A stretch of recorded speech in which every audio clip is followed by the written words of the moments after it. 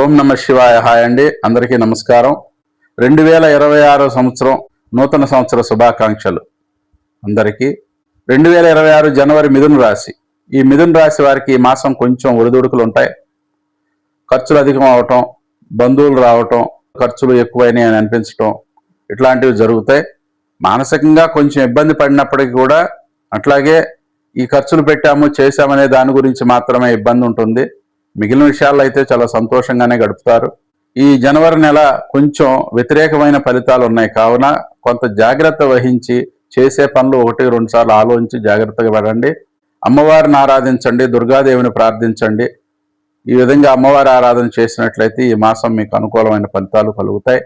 అట్లాగే ఈ నెల జనవరి మీకు అనుకూలమైనటువంటి తేదీలు 2, 3, 4, 7, 8, 14, 15, 26, 27 తేదీలు అనుకూలంగా ఉన్నవి.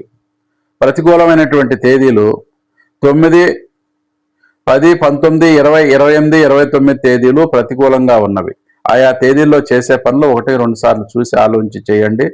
సబ్స్క్రైబ్ చేయండి, లైక్ చేయండి, షేర్ చేయండి. Thank you. నమస్కారం.